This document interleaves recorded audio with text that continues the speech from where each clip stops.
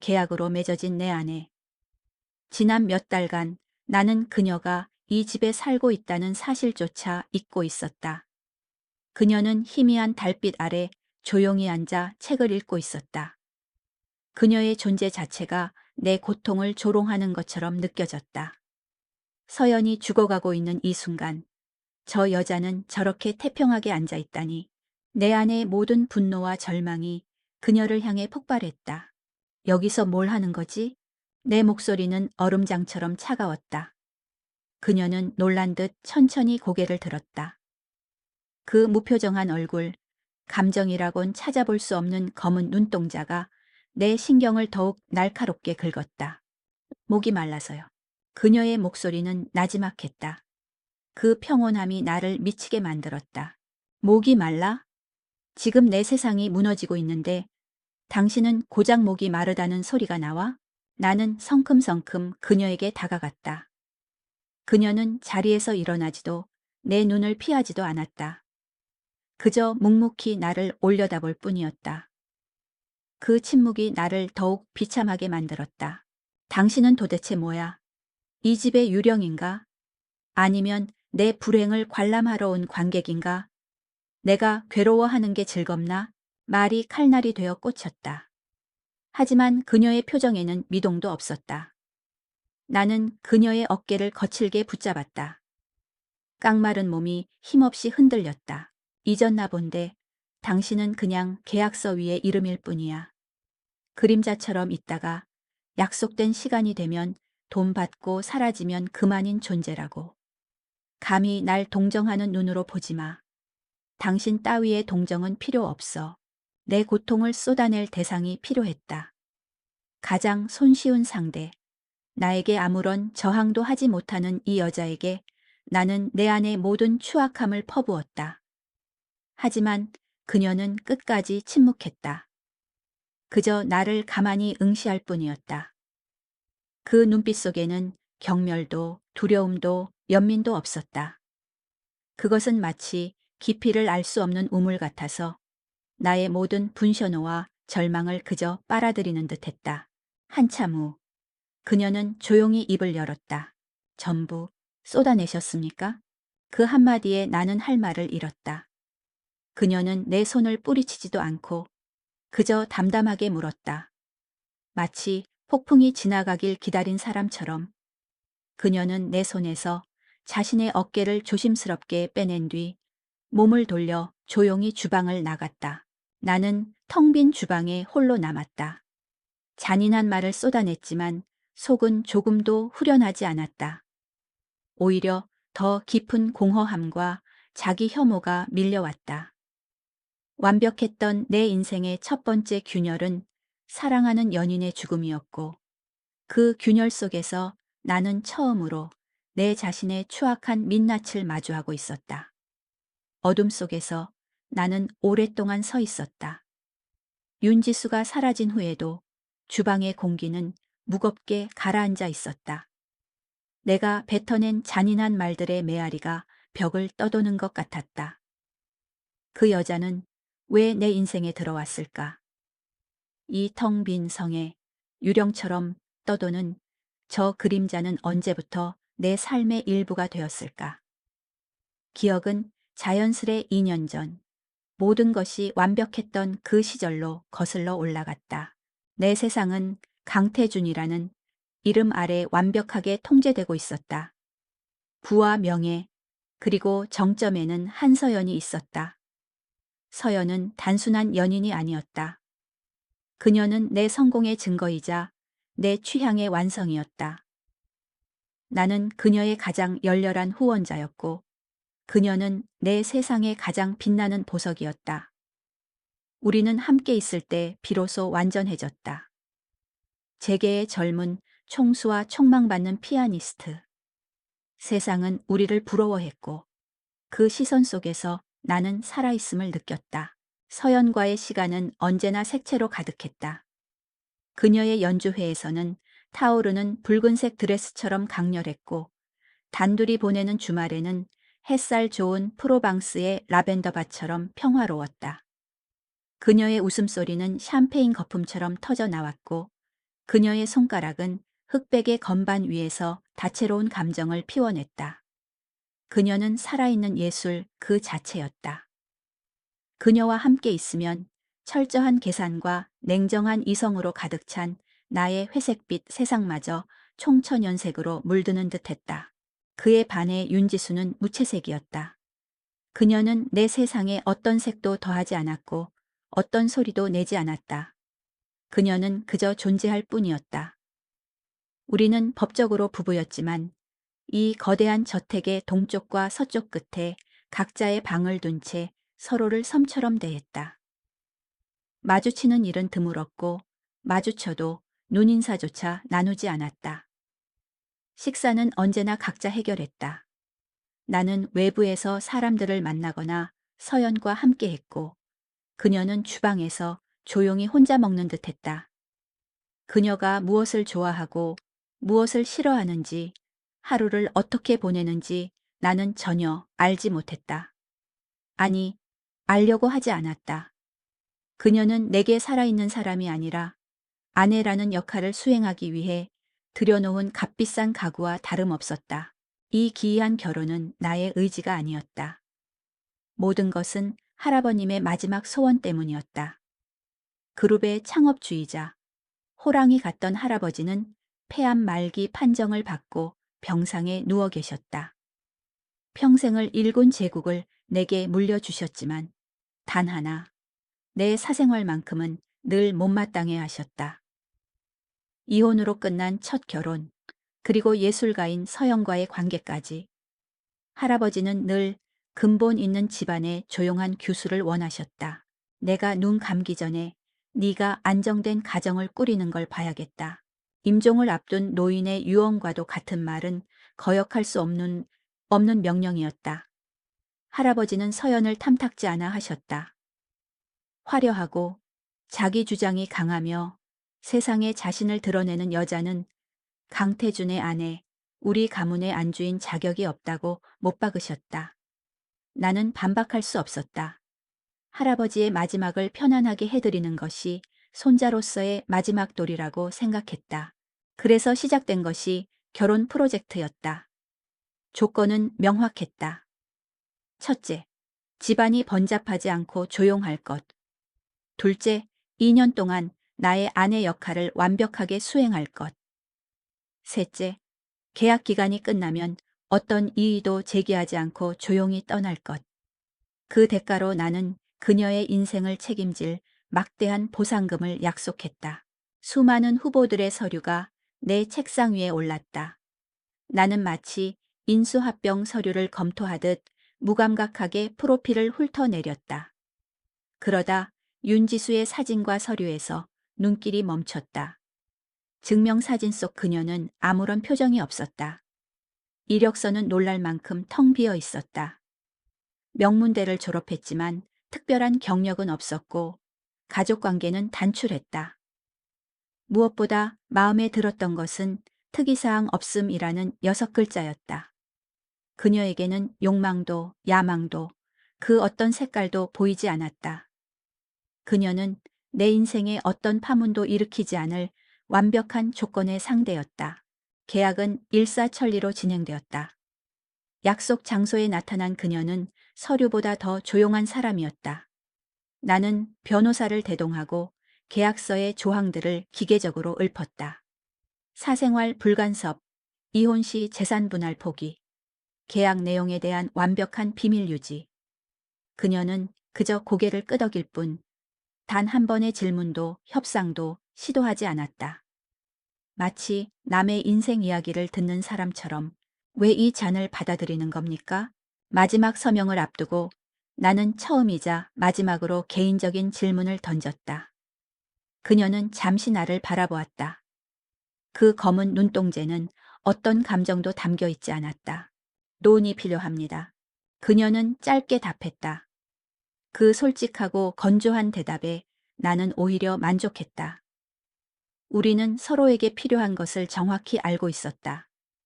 나는 할아버지를 만족시킬 아내라는 명분이 필요했고 그녀는 돈이 필요했다. 완벽한 거래였다. 다시 현재.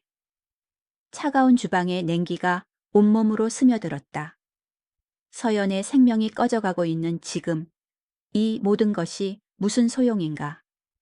할아버지의 인정을 받기 위해 들여놓은 저 조용한 여자. 서연과의 완벽한 삶을 위해 배경처럼 이용했던 저 그림자. 나는 언제나 모든 것을 내 손안에 쥐고 통제할 수 있다고 믿었다. 하지만 정작 내 삶에서 가장 중요한 것을 잃어가고 있었다. 이 저택의 고요함은 더 이상 내가 원하던 통제의 상징이 아니었다. 그것은 모든 것을 잃게 될 나의 미래, 서연이 없는 텅 빈 나의 삶을 예고하는 불길한 정막이었다. 그리고 그 정막의 한가운데 윤지수라는 여자가 있었다.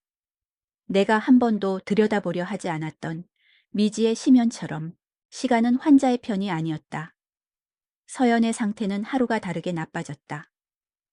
어제는 겨우 수프를 몇 숟갈 떴지만 오늘은 물을 마시는 것조차 힘겨워했다. 한때 흑백의 건반 위를 폭풍처럼 휘젓던 그녀의 손가락은 이제 가늘게 떨리기만 할 뿐 컵 하나 제대로 쥘 수 없었다. 나는 병원 최고급 VIP 병실의 창가에 서서 앙상하게 변해가는 그녀의 모습을 무력하게 지켜볼 수밖에 없었다. 생명의 불꽃이 서서히 꺼져가는 것을 목격하는 것은 지옥과도 같은 형벌이었다. 나는 내가 가진 모든 것을 쏟아부었다. 그룹 비서실은 사실상 서연을 살리기 위한 태스크포스로 변모했다. 세계 최고의 병원, 존스 홉킨스, 메이오 클리닉, 독일의 샤리테 병원까지. 네로라 하는 석학들과 화상회의를 연결했고 서연의 의료 기록을 실시간으로 전송했다. 나는 백지 수표를 내밀었다. 전용기를 띄워주겠다. 병원 하나를 통째로 사주겠다. 원하는 연구비는 얼마든지 대주겠다. 제발 그녀를 살릴 방법만 찾아달라고 애원했다. 하지만 돌아오는 대답은 기계처럼 차가웠다. 죄송합니다, 회장님. 저희가 할 수 있는 일이 없습니다. 매우 이례적인 케이스라 현재로서는 어떤 치료법도 임상 시험 중인 약물이 몇 가지 있지만 효과를 장담할 수 없으며 부작용이 심각할 수 있습니다. 세계를 움직이는 거물들과 어깨를 나란히 하던 나였다. 내 전화 한 통이면 국가 정책의 방향도 바꿀 수 있다고 자부했다. 하지만 그 모든 권력과 돈이 꺼져가는 생명 하나 앞에서는 휴지 조각에 불과했다. 나는 처음으로 내 능력의 한계를, 인간이라는 존재의 무력함을 뼈저리게 느꼈다. 절망은 분노가 되고 분노는 다시 절망이 되어 나를 갉아먹었다. 결국 나는 이성의 끈을 놓아버렸다. 의학이 안 된다면, 과학이 안 된다면 그 너머의 것이라도 붙잡아야 했다. 나는 평소라면 미신이라며 코웃음 쳤을 모든 정보에 귀를 기울이기 시작했다. 용하다는 무당, 기적을 행한다는 종교 지도자, 신비한 약초를 가졌다는 민간요법가, 지푸라기라도 잡는 심정으로 사람을 보내고 돈을 뿌렸다. 하지만 그들은 하나같이 사기꾼이거나 내 절박함을 이용하려는 하이에나에 불과했다. 시간과 돈만 낭비할 뿐 서연의 상태는 계속해서 악화되었다. 그러던 어느 날이었다. 수십 년간 우리 집안의 일을 봐온 김 비서가 조심스럽게 내 집무실 문을 열었다. 그의 손에는 어떤 보고서도 들려있지 않았다. 회장님, 망령된 소리라 여길지 모르겠습니다만 그는 뜸을 들이다 어렵게 입을 뗐다. 세간의 신의 쉔이라 불리는 이가 있다고 합니다. 스니? 나는 미간을 찌푸렸다. 또 무슨 허무맹랑한 소리인가 싶었다. 정식 의사는 아닌 듯합니다. 이름도 나이도 성별도 알려진 바가 없습니다. 그저 현대의학이 포기한 사람들을 고친다는 소문만 무성합니다. 돈은 받지 않으며 연이 닿는 사람만 골라서 치료한다고 합니다. 그래서 아는 사람만 아는 그림자 같은 존재라고들 합니다. 김 비서의 말은 전설이나 민담처럼 들렸다. 하지만 지금의 나에게는 선택의 여지가 없었다.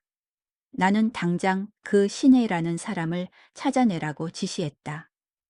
그룹의 모든 정보망과 인력을 총동원했다. 기업의 비리를 파헤치고 경쟁사의 정보를 빼내던 유능한 인재들이 이제는 신하이라는 유령을 쫓기 시작했다. 하지만 수사는 한 발짝도 나아가지 못했다. 신의를 만났다는 사람을 겨우 찾아내면 그는 횡설수설하며 뜬구름 잡는 소리만 하다가 사라져 버렸다. 흔적은 언제나 막다른 길에서 끊겼다. 마치 누군가 우리의 추적을 비웃으며 지워버리는 것 같았다. 시간이 흐를수록 나는 미쳐갔다. 낮에는 회사의 중역들과 수천억짜리 프로젝트를 논하다가도 밤이 되면 신의의 흔적을 찾아 전국 각지의 지도를 펼쳐놓고 밤을 새웠다. 내 사무실은 각종 보고서와 지도, 출처불명의 제보들로 가득 찼다. 이성과 합리로 세워진 나의 왕국이 이제는 광기와 비논리로 잠식당하고 있었다. 나는 창밖으로 펼쳐진 도시의 야경을 내려다보았다. 수많은 불빛들이 별처럼 반짝였다. 저 불빛 하나하나가 모두 인간의 욕망이고 그 욕망의 정점에 내가 서 있었다. 이 도시를 내 발 아래 둘 수 있었지만 단 한 사람, 죽어가는 서연을 구할 힘은 없었다. 그리고 저 도시 어딘가에 숨어 있을지도 모르는 단 한 사람, 신혜를 찾아낼 능력도 없었다. 나는 주먹을 세게 쥐었다. 손톱이 손바닥을 파고드는 고통이 느껴졌다. 좋다. 세상이 나에게 등을 돌린다면 나 역시 세상을 향해 선전포고를 할 것이다. 하늘에 있든 땅 끝에 있든 그 신이라는 자가 실존하는 인물이라면 나는 반드시 내 앞에 그를 데려다 놓을 것이다. 어떤 대가를 치르더라도. 그 무모한 결심이 꺼져가던 내 안의 마지막 불씨를 다시 지피고 있었다. 절망적인 사냥이 본격적으로 시작되고 있었다. 신의를 쫓는 나의 일상은 거대한 톱니바퀴에 갈려나가는 듯했다. 낮에는 강태준 회장으로 살았다. 수십 건의 보고서를 검토하고 결제 서류에 사인하고 임원들을 윽박질렀다. 해가 지면 서연의 병실로 달려가 꺼져가는 촛불 같은 그녀의 곁을 지켰다. 그리고 모두가 잠든 깊은 밤, 나는 다시 이름 없는 추격자가 되어 헛개비 같은 단서를 쫓아 대한민국 구석구석을 헤맸다.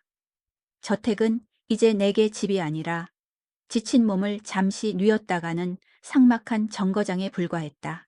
그런 생활이 반복되면서 이 거대한 집에서 윤지수와 마주치는 횟수가 잦아졌다. 동선이 겹칠 리 없던 우리의 시간이 나의 불규칙한 생활 패턴 때문에 조금씩 어긋나며 맞물리기 시작했다. 그리고 나는 발견하기 시작했다. 이전에는 단 한 번도 인지하지 못했던 그녀를 둘러싼 아주 작은 흔적들을. 첫 번째는 냄새였다. 새벽녘 또 다른 헛소문이었던 제보자를 만나고 돌아온 길이었다. 지칠 대로 지친 몸을 이끌고 2층 복도를 지나는데 서재에서 나오는 그녀와 정면으로 마주쳤다. 늘 그랬듯 무시하고 지나치려던 순간 코끝에 낯선 향이 스쳤다. 값비싼 명품 향수도 흔한 섬유유연제 냄새도 아니었다. 흙 냄새와 마른 프림 냄새가 섞인 듯한 약간은 쌉싸름하면서도 정신을 맑게 하는 냄새. 약초 냄새였다. 나는 무심코 미간을 찌푸렸다. 저 여자 집에서 이상한 풀뿌리라도 다려 먹는 건가. 촌스럽기 짝이 없는 취미라고 생각하며 대수롭지 않게 넘겼다. 두 번째는 책이었다. 며칠 후 할아버지께서 남기신 옛 서류를 찾기 위해 별채 서구에 들어갔을 때였다. 먼지만 쌓여 있을 거라 생각했던 그곳은 의외로 깔끔하게 정돈되어 있었다. 그리고 한쪽 벽면을 가득 채운 책장의 책들은 내가 예상했던 소설이나 잡지가 아니었다. 대부분이 누렇게 바랜 고서들이었고 표지에는 흘려쓴 한자들이 가득했다. 동의보감, 본초강목, 황제내경. 내가 아는 이름은 고작 그 정도였다. 호기심에 한 권을 꺼내 펼쳐보았다. 복잡한 인체 경락도와 함께 빽빽하게 적힌 약재의 효능. 알아볼 수 없는 이래뿔 없는 글자들이었지만 그것이 의학 서적이라는 것쯤은 짐작할 수 있었다. 나는 실소를 터뜨렸다. 세계 최고의 뇌신경학자들과 머리를 맞대고 있는 내 아내가 이런 구시대적인 책들을 읽고 있다니. 지루한 유부녀의 고상한 취미 활동 정도로 치부했다. 그녀의 공허한 삶을 채워줄 그럴듯한 무언가가 필요했겠지. 나는 경멸이 담긴 콧방귀를 뀌며 책을 아무렇게나 꽂아놓고 서고를 나왔다. 세 번째는 그녀의 주말이었다. 나는 그녀가 주말마다 집을 비운다는 사실을 어렴풋이 알고 있었지만 어디서 뭘 하는지는 관심 밖의 일이었다. 그런데 어느 토요일 이른 아침 밤샘 수색 끝에 집으로 돌아오다가 정문에서 낯선 장면을 목격했다. 낡고 작은 국산차 한 대가 저택 앞에 서 있었고 윤지수가 간편한 옷차림으로 그 차에 올라탔다. 운전석에 앉은 사람은 희끗한 머리의 노인이었다. 그녀의 아버지인가? 아니면 다른 남자? 잠깐 의문이 들었지만 질투 같은 감정은 아니었다. 저렇게 색깔 없는 여자에게 연인이 있다는 건 상상하기 어려운 일이었다. 아마 시골에 있는 가족을 만나러 가거나 아니면 고리타분한 봉사활동이라도 하러 가는 것이겠지. 그녀의 따분한 사생활이 내 알 바는 아니었다. 나는 이 모든 단서들을 나만의 방식으로 해석하고 결론 내렸다. 약초 냄새는 촌스러운 취미, 낡은 의서는 지적 허영심, 주말의 외출은 무료함의 발로. 내 머릿속의 윤지수는 아무것도 아닌 여자였기에 그녀와 관련된 모든 것은 아무 의미 없는 일이 되어야만 했다. 오히려 그녀의 평온함이 나를 더욱 화나게 했다. 내 세상은 송두리째 무너지고 있는데 그녀는 어떻게 저렇게 태어날 수 있을까? 그녀의 침묵은 더 이상 유순함으로 보이지 않았다.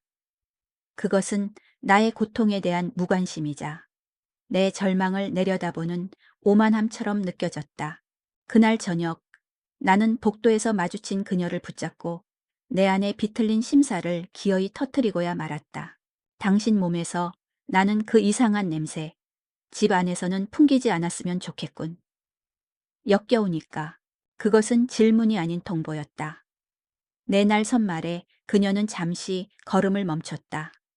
그리고 나를 돌아보았다. 그 눈에는 상처도 반항도 그 어떤 감정도 담겨 있지 않았다. 주의하겠습니다. 짧은 대답과 함께 그녀는 가볍게 고개를 숙이고 자신의 방으로 사라졌다. 나는 또다시 혼자 남았다. 화를 냈지만 풀리지 않았고 상처를 주었지만 상처 입지 않은 그녀의 모습에 오히려 내가 더 비참해졌다. 나는 내가 세상에서 가장 불행하다고 생각했지만 어쩌면 나는 그저 가장 어리석은 인간일 뿐인지도 몰랐다. 바로 내 집 안에 있는 가장 가까운 타인에 대해 나는 완벽한 장님이었으니까. 절망은 늪과 같아서 발버둥 칠수록 더 깊이 빠져들게 했다. 신의를 찾기 위한 나의 광적인 추적은 한 달이 넘도록 아무런 성과도 내지 못했다. 수십억의 돈이 공중으로 사라졌고 수백 명의 인력이 헛된 소문에 매달렸다. 나는 사기꾼들에게 농락당했고 거짓 제보에 밤새 차를 몰았으며 끝이 보이지 않는 터널을 달리는 기분이었다. 서연의 병실을 지킬 때마다 그녀의 희미해지는 숨소리를 들을 때마다 내 심장은 차갑게 식어갔다. 희망이라는 단어는 사치처럼 느껴졌다. 어쩌면 나는 이 모든 것을 받아들여야 하는지도 모른다. 패배를. 그리고 서연의 죽음을. 사무실 소파에 몸을 파묻은 채 나는 며칠 만에 처음으로 눈을 붙였다. 꿈속에서 서연이 나왔다. 그녀는 새하얀 원피스를 입고 피아노 앞에 앉아 있었다. 하지만 그녀의 손가락은 건반을 누르지 못하고 허공을 헤맸다. 그녀는 울고 있었다. 나를 보며 살고 싶다고 그렇게 속삭이는 것 같았다.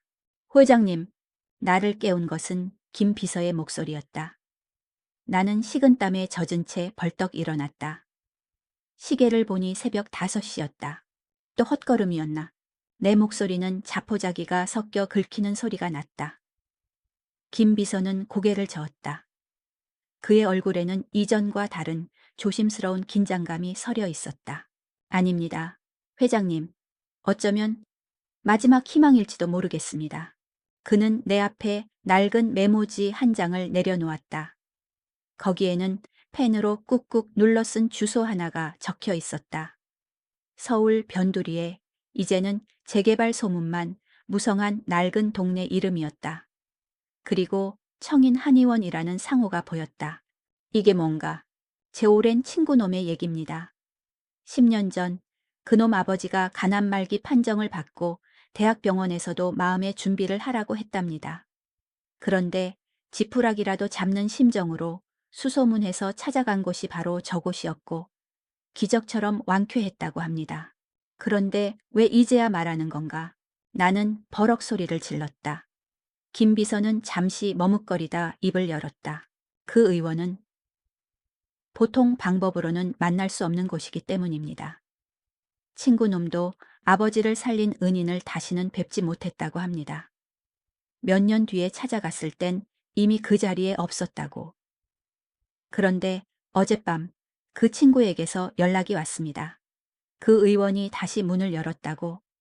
아주 잠시만 연이 닿는 환자만 본다고요. 김 비서의 목소리는 미세하게 떨리고 있었다. 그는 내 눈을 똑바로 바라보며 친구가 신신당부했다는 말을 전했다. 몇 가지 조건이 있다고 합니다. 조건? 돈이면 될 거 아닌가?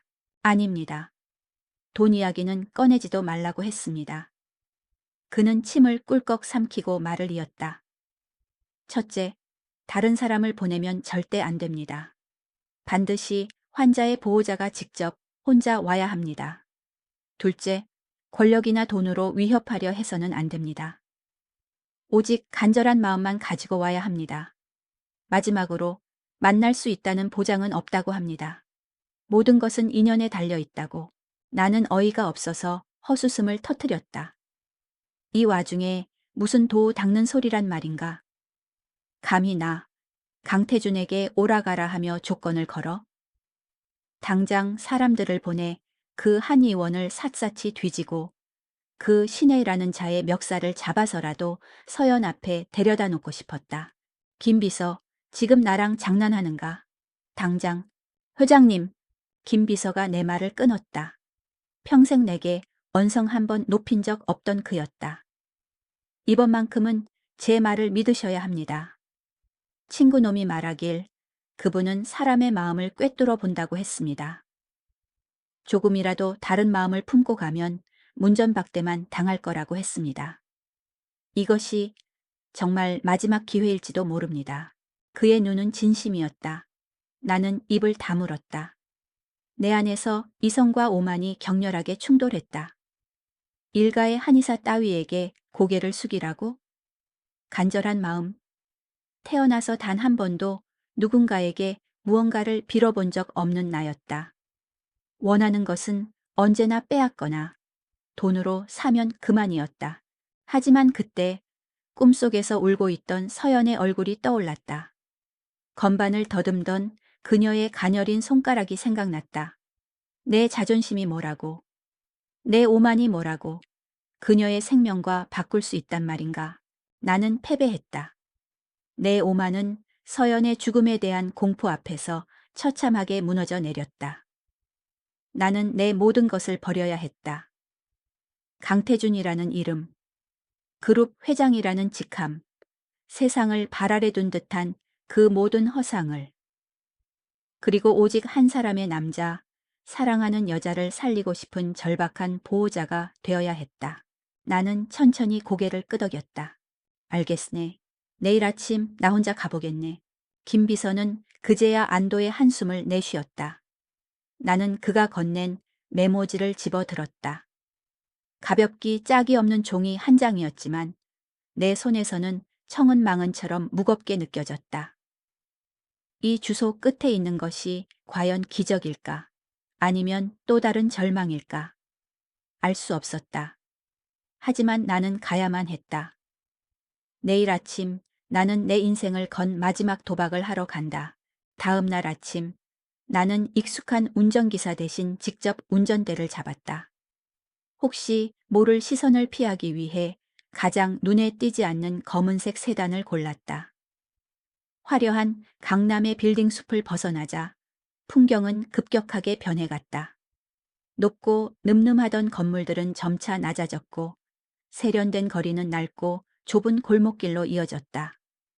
마치 시간 여행이라도 하는 듯 서울의 빛나는 현재에서 잊혀진 과거로 거슬러 올라가는 기분이었다. 내비게이션이 알려준 목적지는 금방이라도 쓰러질 듯한 낡은 상가들이 늘어선 골목 깊숙한 곳에 있었다.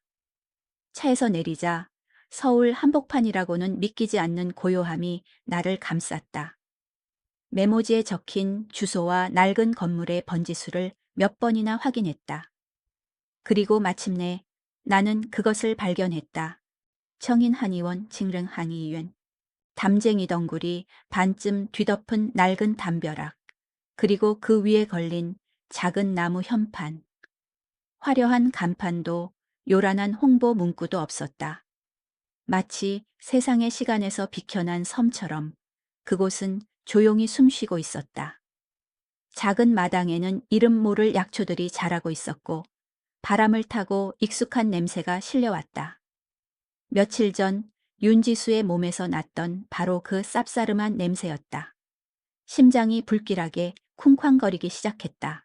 나는 낡은 나무 대문 앞에 서서 한참을 망설였다. 강태준 회장이라는 갑옷을 벗고 오직 한 여자를 살리고 싶어 하는 남자의 맨 얼굴로 서야 했다. 할 수 있을까? 이 문 너머에 있는 사람이 정말 서연을 살릴 수 있을까? 나는 눈을 감고 서연의 얼굴을 떠올렸다. 창백하게 마른 뺨, 힘없이 감긴 눈꺼풀. 그 모습을 지우기 위해서라면 악맥의 영혼이라도 팔 수 있었다. 나는 결심했다. 숨을 깊게 들이마시고 떨리는 손을 들어 문을 두드렸다. 똑, 똑. 정적 속에서 나무 문을 두드리는 소리가 유난히 크게 울렸다. 잠시 후 문 안쪽에서 작은 기척이 들리더니 삐걱거리는 소리와 함께 문이 옆으로 스르르 열렸다. 나는 심장이 멎는 듯한 충격에 휩싸였다. 문틈으로 나타난 사람은 내가 상상했던 백발의 노인도 신비로운 분위기의 도인도 아니었다.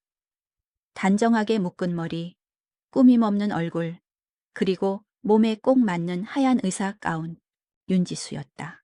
순간 세상의 모든 것이 멈췄다. 시간도 공간도 내 심장의 박동까지도. 나는 내가 헛것을 보고 있다고 생각했다. 지독한 스트레스가 만들어낸 환각이라고. 그녀가 왜 여기에? 청소부? 아니면 접수원? 수만 가지 생각이 머릿속을 스쳐 지나갔지만 그 어느 것도 눈앞의 현실을 설명하지 못했다. 그녀는 나를 보고도 조금도 놀라지 않았다. 마치 내가 올 것을 이미 알고 있었다는 듯 차분하고 담담한 눈빛으로 나를 바라보고 있었다. 그것은 내가 집에서 보던 공허하고 무표정했던 그 눈빛이 아니었다. 그 안에는 조용한 권위와 상대를 꿰뚫어 보는 듯한 깊이가 있었다. 나는 그녀의 어깨 너머로 안을 보았다. 벽면을 가득 채운 약재 서랍장, 한쪽에 놓인 진료 침대, 인체의 경락이 그려진 족자. 이곳은 분명 한의원이었다. 그리고 그녀는 이곳의 주인이었다. 그 순간 흩어져 있던 모든 퍼즐 조각들이 하나의 끔찍한 그림으로 맞춰졌다. 몸에서 나던 약초 냄새, 서고를 가득 채웠던 낡은 의서들, 주말마다 떠났던 의문의 외출. 그것은 촌스러운 취미도 지적인 허영심도 무료함의 발로도 아니었다. 그것은 그녀의 삶, 그녀의 진짜 모습이었다. 내가 한 번도 들여다보려 하지 않았던, 경멸하고 무시했던 그녀의 세계였다. 나는 온몸의 피가 역류하는 듯한 기분을 느꼈다. 충격은 곧이어 참을 수 없는 굴욕감으로 변했다. 나, 강태준이 대한민국을 쥐락펴락하는 내가 죽어가는 연인을 살리기 위해 마지막 희망을 걸고 찾아온 곳이 내가 돈으로 사들인 계약 결혼의 상대, 그림자 취급하던 아내의 낡아빠진 한의원이었다니. 나는 세상에서 가장 잔인하고 우스꽝스러운 농담의 주인공이 된 기분이었다. 아당신, 내 목에서 나온 소리는 갈라지고 부서져 있었다. 당신이 여기서 왜, 이게 다 무슨 짓이야? 분노와 혼란이 뒤섞인 질문에 그녀는 표정 하나 바꾸지 않고 대답했다. 그녀의 목소리는 언제나처럼 나지막했지만 그 안에는 내가 단 한 번도 느껴보지 못했던 단단한 힘이 실려 있었다. 여기는 제 한의원입니다. 그녀는 잠시 말을 멈추고 내 눈을 똑바로 응시하며 말했다. 그리고 제가 회장님이 찾던 그 사람입니다. 나는 그 자리에 얼어붙었다. 마치 거대한 망치로 머리를 얻어맞은 듯 아무런 생각도 할 수 없었다. 내가 미치도록 찾아 헤맨 신의 내 마지막 희망. 그 모든 것의 정체가 내가 가장 경멸하던 여자 윤지수였다. 열린 문틈으로 그녀의 세상이 나를 가만히 들여다보고 있었다. 나는 그 문지방을 넘을 수도 그렇다고 돌아설 수도 없는 채 산산조각난 내 세상의 폐허 위에 무력하게 서 있었다. 윤지수의 마지막 말은 예리한 비수가 되어 내 심장에 박혔다. 내가 찾던 사람. 그 한마디가 내 이성의 마지막 보루를 무너뜨렸다. 나는 문지방을 넘어 그녀에게 성큼성큼 다가섰다. 분노가 온몸을 지배했다. 이 모든 것이 거대한 사기극처럼 느껴졌다. 나를 조롱하고 내 절망을 비웃기 위해 그녀가 파놓은 함정. 지금 나랑 장난하는 건가? 이게 당신이 꾸민 복수극이야? 내가 당신을 무시해서, 그림자 취급해서, 그래서 이런 쇼를 벌이는 거냐고. 내 고함 소리가 좁은 한의원을 울렸다. 하지만 그녀는 눈 하나 깜짝하지 않았다. 오히려 한심하다는 듯 나를 바라볼 뿐이었다. 그 시선에 내 분노는 갈 곳을 잃고 허공에서 흩어졌다. 복수란요. 회장님 같은 분을 상대로 제까짓게 감히. 저는 그저 제 일을 하고 있을 뿐입니다. 그녀는 담담하게 말했다. 환자를 보러 온 게 아니시라면 돌아가 주십시오. 다른 환자를 기다리게 할 수 없습니다. 그녀는 몸을 돌려 약재 서랍장으로 향했다. 마치 나는 존재하지 않는 사람인 것처럼. 그 완벽한 무시. 그것은 내가 수년간 그녀에게 해왔던 바로 그 방식이었다. 나는 깨달았다. 이 공간에서 권력도 돈도 강태준이라는 이름도 아무런 힘이 없다는 것을. 힘의 균형은 완벽하게 역전되었다. 그녀는 의사였고 나는 그저 환자의 보호자. 아니, 그녀의 처분을 기다리는 죄인에 불과했다. 서연의 얼굴이 눈앞을 스쳐 지나갔다. 그녀의 가쁜 숨소리가 귓가에 맴돌았다. 자존심이 밥 먹여주나? 내 오만이 서연을 살릴 수 있나? 아니, 나는 졌다. 나는 두 손을 들고 항복해야만 했다. 나는 천천히 힘겹게 입을 열었다. 목소리가 모래알처럼 까끌까끌하게 나왔다. 너와 휴시요. 단 한마디였다. 내 평생 처음으로 누군가에게 내뱉는 구걸이었다. 한서연 씨를 살려주시오. 그녀는 약재를 고르던 손을 멈추고 천천히 나를 돌아보았다. 그녀의 눈은 여전히 깊고 고요했다. 나를 시험하는 듯 혹은 내 진심의 무게를 재는 듯 그녀는 오랫동안 나를 침묵 속에서 응시했다. 그 시간이 영원처럼 길게 느껴졌다. 마침내 그녀가 입을 열었다. 치료는 가능합니다. 하지만 제 치료는 쉽지 않습니다. 제 방식을 따를 수 있겠습니까? 뭐든지 하겠소. 돈이 얼마가 들든 돈은 필요 없습니다. 그녀는 내 말을 잘랐다. 돈 대신 저는 다른 것을 원합니다. 그녀는 내게로 다가와 내 눈을 똑바로 마주했다. 나는 그 시선 앞에서 속절없이 무장해제당했다. 세 가지 조건이 있습니다. 단 하나라도 어길 시 저는 그 자리에서 치료를 중단할 겁니다. 나는 마른 침을 삼켰다. 채어째. 치료는 병원이 아닌 제가 지정하는 곳에서 진행됩니다. 그리고 강태준 씨, 당신은 치료가 끝나는 날까지 환자의 곁을 단 한시도 떠나서는 안 됩니다. 비서도 간병인도 안 됩니다. 오직 보호자인 당신 혼자서 환자를 돌봐야 합니다. 그것은 내게서 시간을 빼앗겠다는 선언이었다. 회사를, 내 세상을 잠시 잊으라는 명령이었다. 둘째, 당신은 제 지시에 절대적으로 따라야 합니다. 약을 다리는 것부터 환자의 식사를 준비하는 것, 치료를 보조하는 모든 일을 당신 손으로 직접 해야 합니다. 제 치료 방식에 대해 어떤 질문도 토도 달아서는 안 됩니다. 그것은 내게서 권위를 빼앗겠다는 선언이었다. 회장이 아닌 그저 심부름꾼이 되라는 명령이었다. 그리고 마지막 가장 중요한 조건입니다. 그녀는 한 걸음 더 다가섰다. 그녀의 목소리는 낮았지만 서늘한 힘이 실려 있었다. 당신은 당신의 눈을 떠야 합니다. 눈을 뜨라니 그게 무슨 지금껏 당신이 외면했던 모든 것을 똑바로 보라는 뜻입니다. 한서연 씨가 느끼는 고통, 제가 쏟는 노력, 그리고 거울 속에 비친 당신 자신의 진짜 모습을. 그것이 제가 요구하는 치료비입니다. 지불할 수 있겠습니까? 나는 숨을 쉴 수 없었다. 그녀는 내 영혼을 해부하고 있었다. 그녀가 요구하는 것은 돈이나 물질이 아니었다. 그것은 나의 시간, 나의 의지, 그리고 나의 가장 깊은 곳에 숨겨진 자아와의 대면이었다. 그것은 단순한 치료의 조건이 아니라 한 인간으로서의 완전한 개조를 요구하는 계약이었다. 오만이 비명을 질렀다. 당장 이 여자의 뺨을 때리고 문을 박차고 나가라고. 하지만 내 안에 다른 목소리가 속삭였다. 이것이 유일한 길이라고.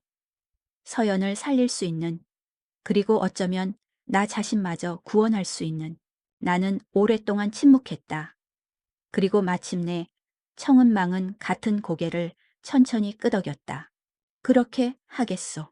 항복 선언이었다. 내 목소리는 거의 들리지 않을 정도로 작았지만 그녀는 들은 듯했다. 그녀의 얼굴에 처음으로 희미한 알 수 없는 표정이 스쳐 지나갔다. 좋습니다. 그럼 계약은 성립됐습니다. 그녀는 다시 사무적인 의사의 얼굴로 돌아왔다. 오늘 저녁까지 환자를 이곳으로 옮길 준비를 하십시오. 그리고 당신의 짐도 챙기세요. 내일 동이 트는 시간부터 치료를 시작하겠습니다.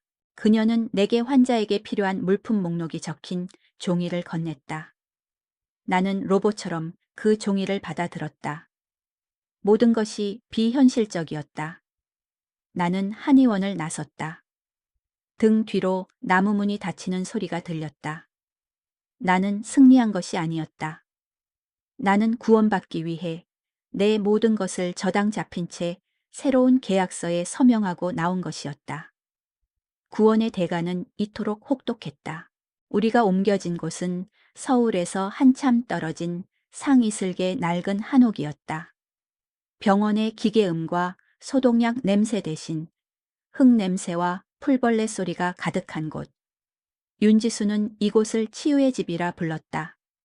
그곳에는 텔레비전도 인터넷도 화려한 가구도 없었다. 오직 환자를 위한 최소한의 살림과 집 안을 가득 채운 약초향, 그리고 끝없는 정적뿐이었다. 나와 서연은 완벽하게 세상과 격리되었고 윤지수의 세계에 편입되었다. 치료는 시작부터 내에 대한 혹독한 담금질이었다. 나는 그룹 회장이 아니라 그녀의 수족이 되어야 했다. 나의 첫 임무는 약을 다리는 것이었다.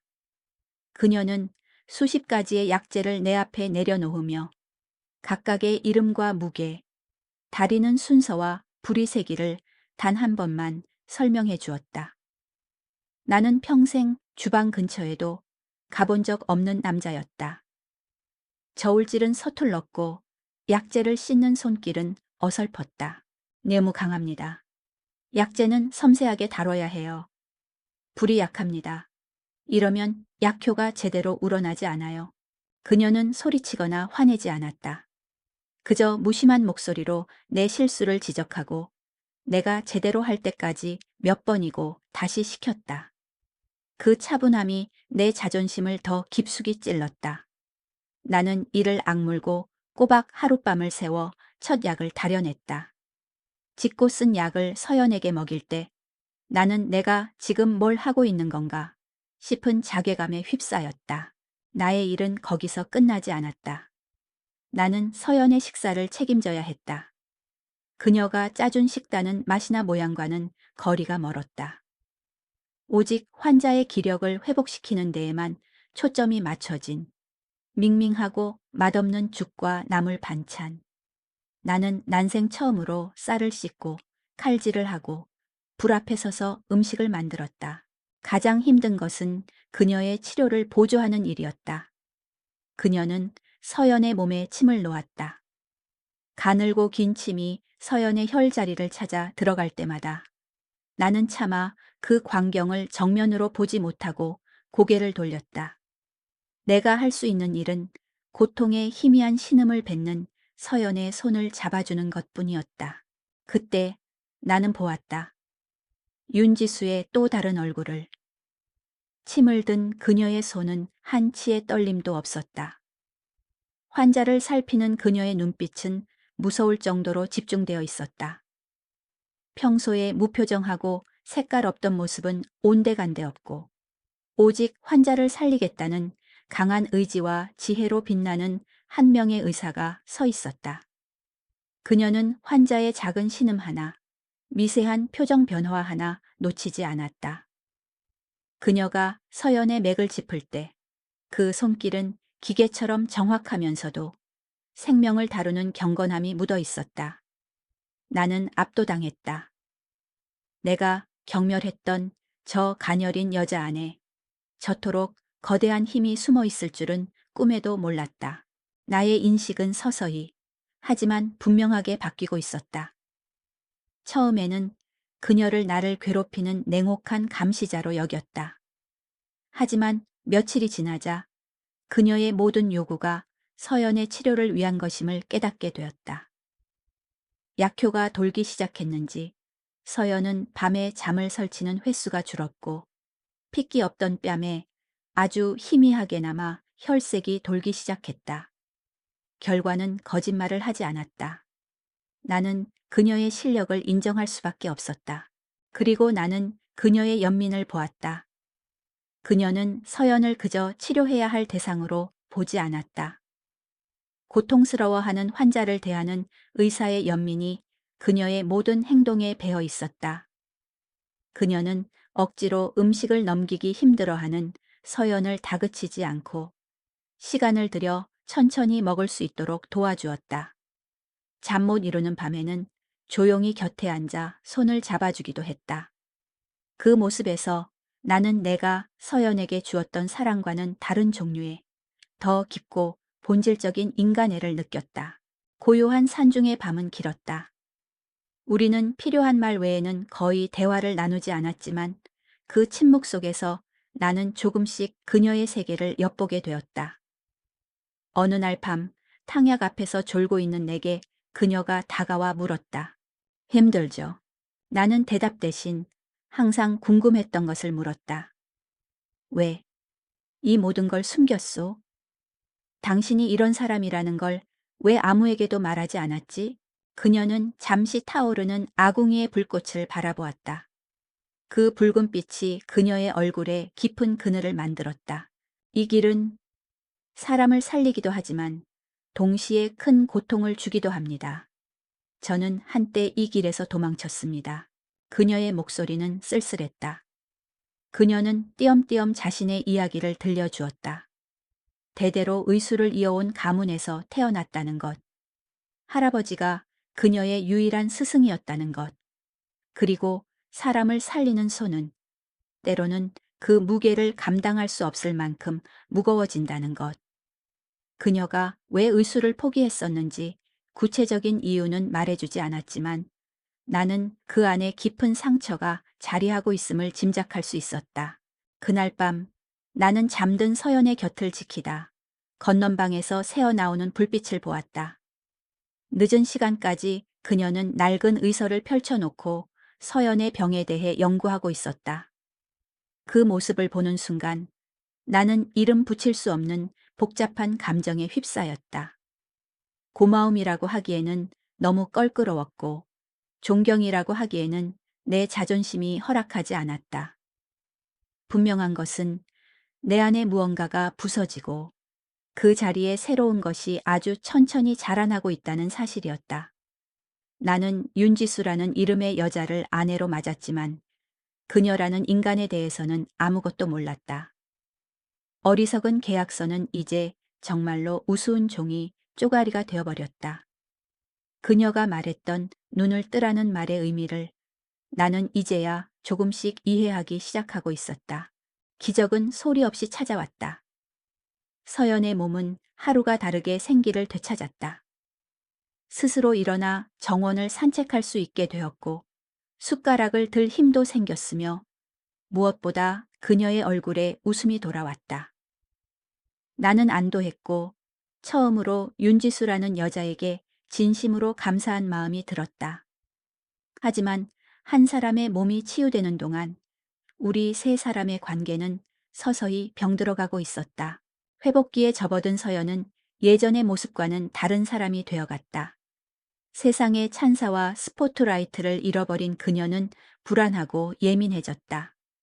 그녀는 밍밍한 환자식이 지겹다고 투덜거렸고 이 외딴 산골이 감옥 같다며 불평했다. 그리고 그 모든 불만은 점차 나와 윤지수를 향한 날카로운 질투로 변해갔다. 그녀는 내가 윤지수의 말 한마디에 움직이는 것을 참지 못했다. 내가 약초를 썰고 탕약을 다리고 그녀의 지시에 따라 서연의 몸을 주무르는 그 모든 행위를 서연은 자신에 대한 사랑이 아닌 윤지수에 대한 복종으로 받아들였다. 당신 요즘 나를 보는 게 아니라 그 여자 눈치만 보잖아?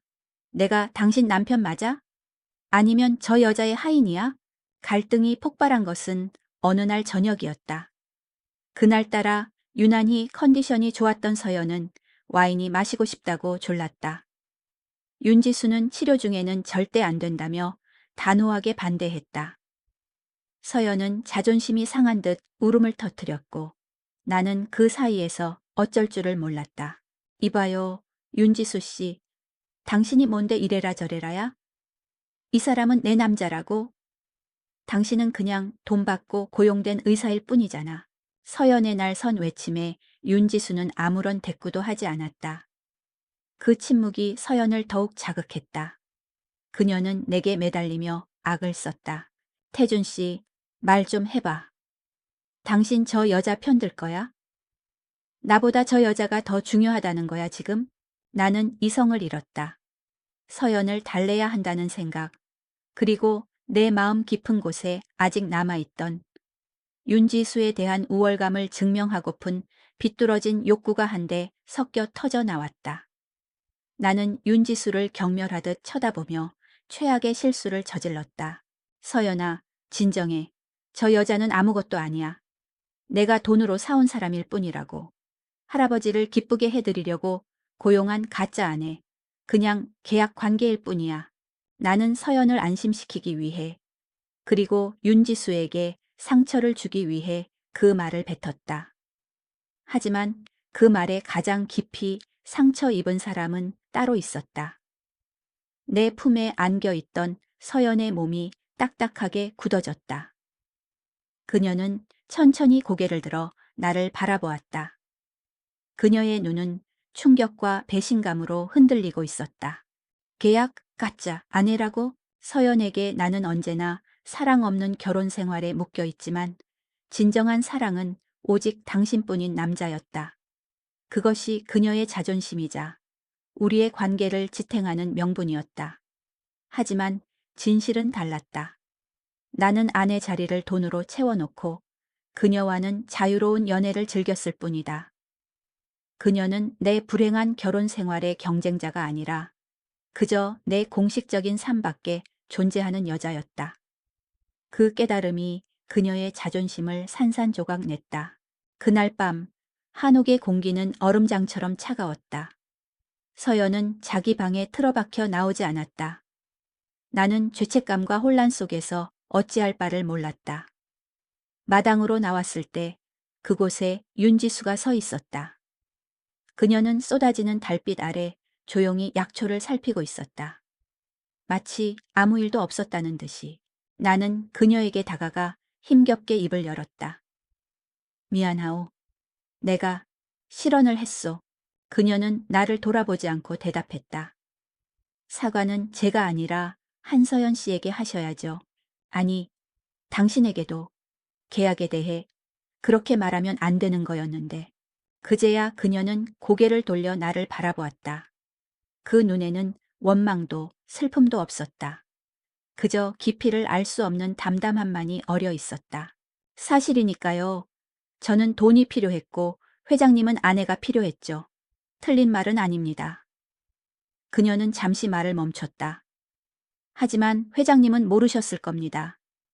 그 돈이 왜 필요했는지 그녀는 처음으로 자신의 이야기를 했다. 의술을 행하시던 할아버지가 권력자의 미움을 사 모든 것을 잃고 한의원 문을 닫아야 했던 과거. 그 충격으로 돌아가신 할아버지의 유지를 잇고 싶었지만 그녀에게는 아무런 힘도 없었다는 것. 회장님이 주신 돈으로 저는 이곳을 마련했습니다. 세상에 탐욕과 정치가 미치지 않는 곳에서 오직 환자만을 위해 의술을 펼칠 수 있는 곳. 할아버지의 꿈을 이을 수 있는 유일한 방법이었습니다. 제게 그 계약은 굴욕이 아니라 기회였습니다. 나는 망치로 머리를 맞은 듯한 충격을 받았다. 나는 깨달았다. 서연에 대한 내 사랑은 어쩌면 그녀의 아름다움과 명성, 그리고 나를 빛나게 해주는 액세서리로서의 가치를 사랑한 것이었을지도 모른다. 그 모든 것이 벗겨진 그녀의 나약한 본 모습 앞에서 내 사랑은 힘없이 흔들렸다. 나는 돈으로 아내를 샀다고 생각했지만 실은 그녀의 숭고한 목적을 위한 도구가 되어 주었을 뿐이었다. 그녀는 돈에 자신을 판 것이 아니라 자신의 신념을 지키기 위해 돈을 이용한 것이었다. 나는 내 욕망을 채우기 위해 돈을 썼지만 그녀는 사람을 살리기 위해 그 돈을 썼다. 나는 내가 사랑한다고 믿었던 여자도, 내가 아내로 들인 여자도, 그 누구에 대해서도 제대로 아는 것이 없었다. 모든 것이 부서진 조각들처럼 흩어져 있었다. 육체의 병은 나아가고 있었지만 마음의 병은 이제야 비로소 그 골마 터진 속살을 드러내고 있었다. 시간은 모든 상처를 치유하지는 못하지만 상처 위에 새살이 돋을 공간을 마련해 주었다. 서연은 완벽하게 건강을 되찾았다. 하지만 그녀의 눈빛은 예전처럼 빛나지 않았다. 우리 사이의 무언가는 돌이킬 수 없이 부서져 버렸다. 우리는 그녀가 떠나기 전날 밤 치유의 집 마루에 나란히 앉아 오랫동안 이야기를 나누었다. 원망도 분노도 없었다. 그저 지나간 시간에 대한 담담한 회고와 서로의 미래에 대한 조용한 작별 인사만이 오갔다. 어쩌면 우리가 사랑이라고 믿었던 건 서로에게 비친 가장 화려한 모습에 대한 동경이었을지도 몰라요. 그녀는 씁쓸하게 웃으며 말했다. 이제 난 당신의 액세서리가 아니라 그냥 한서연으로 살아보고 싶어요. 다음 날 그녀는 혼자 훌쩍 떠났다. 모든 것을 버리고 새로운 시작을 하기 위해 아주 먼 곳으로 간다고 했다. 나는 그녀를 잡지 않았다. 그것이 내가 그녀에게 해줄 수 있는 마지막 존중이었다. 서연이 떠나고 나와 윤지수의 계약 기간도 마지막 날을 맞았다. 우리는 다시 텅 빈 저택으로 돌아왔다. 예전과 똑같은 공간이었지만 이제 그곳의 침묵은 더 이상 차갑고 어색하게 느껴지지 않았다. 그 안에는 우리가 함께 겪어낸 시간의 무게와 말없이 쌓인 서로에 대한 이해가 희미하게 배어 있었다. 나는 내 서재에서 그녀를 마주했다. 2년 전 우리가 처음 계약서를 썼던 바로 그 장소였다. 내 책상 위에는 변호사가 준비해온 이혼 서류와 계약서에 명시된 거액의 위자료와 부동산 소유권 이전 서류가 놓여 있었다. 그동안 고마웠소. 약속했던 것이요. 나는 서류를 그녀 앞으로 밀었다. 2년 전처럼 비즈니스를 하듯 사무적인 태도를 유지하려 애썼지만 목소리는 멋대로 떨려 나왔다. 그녀는 말없이 서류를 받아들었다. 훑어보지도 않고 그저 가만히 손에 쥘 뿐이었다. 나는 그녀가 곧 짐을 챙겨 떠날 것이라고 생각했다. 우리의 관계를 증명하던 유일한 끈이었던 계약이 끝났으니 그녀가 이곳에 머물 이유는 없었다. 하지만 그녀는 떠나지 않았다. 그날 하루가 그렇게 흘러갔다. 그녀는 자신의 방에서 거의 나오지 않았고 나 역시 서재에 틀어박혀 있었다. 우리는 서로의 존재를 느끼면서도 어떻게 다가가야 할지 몰라 망설였다. 계약이 사라진 자리에 우리는 완벽한 타인이 되어버렸다. 저녁이 되자 나는 창밖으로 정원을 거니는 그녀를 보았다. 그녀가 저택 뒤편에 버려진 화단에 가꾸어 놓은 작은 약초밭이었다. 그녀는 쭈그리고 앉아 달빛을 받으며 조용히 약초를 살피고 있었다. 그 모습이 이상하게도 내 마음을 붙들었다. 나는 나도 모르게 주방으로 향했다. 그리고 선반 위에 놓인 말린 약초들 사이에서 익숙한 것을 찾아냈다. 쑥이었다. 그녀가 심신이 지칠 때마다 차로 달여 마시던 것. 나는 서툰 솜씨로 찻주전제 물을 끓이고 쑥을 넣었다. 그녀가 했던 방식을 어설프게 흉내내 보았다. 쌉싸름하면서도 향긋한 쑥향이 주방에 퍼져나갔다. 나는 뜨거운 찻잔 2개를 들고 정원으로 나갔다. 흙을 만지던 그녀는 인기척에 고개를 들었다. 나를 보고는 조금 놀란 눈치였다. 나는 아무 말 없이 그녀의 옆에 다가가 찻잔 하나를 건넸다. 날이 쌀쌀해서. 궁색한 변명이었다. 그녀는 아무 말 없이 찻잔을 받아들었다. 나는 그녀와 조금 떨어진 곳에 조용히 앉았다. 우리는 아무 말도 하지 않았다. 그저 따뜻한 쑥차를 마시며 고요한 밤의 정원을 공유할 뿐이었다. 차가운 공기 속에서 따뜻한 찻잔의 온기와 은은한 쑥향만이 우리 사이에 머물렀다. 계약은 끝났다. 법적인 관계도 금전적인 채무도 모두 사라졌다. 하지만 나는 알 수 있었다. 우리의 진짜 이야기는 이제 막 시작되고 있다는 것을. 가짜 계약으로 묶여있던 두 사람이 이제야 비로소 2명의 낯선 타인이 되어 서로를 마주보고 있었다. 앞으로 우리가 어떻게 될지는 아무도 모른다. 다시 각자의 길을 갈 수도 혹은 아주 천천히 서로에게 다가갈 수도 있겠지. 하지만 분명한 것은 오늘 밤 이 찻잔의 온기만큼은 진짜라는 것이었다. 쑥향처럼 쌉싸름했던 우리의 과거를 지나 우리는 마침내 어떤 강요도 계약도 없는 맨 얼굴로 서로의 앞에 앉아 있었다. 그리고 그것은 어쩌면 구원보다 더 따뜻한 시작일지도 몰랐다. 고요함을 찢는 진동이었다. 길고 지루한 이사회 보고서의 마지막 장을 넘기던 순간 테이블 위에 놓인 내 스마트폰이 낮게 울었다. 금속과 유리가 맞부딪히는 소리가 회의실의 무거운 공기를 날카롭게 갈랐다.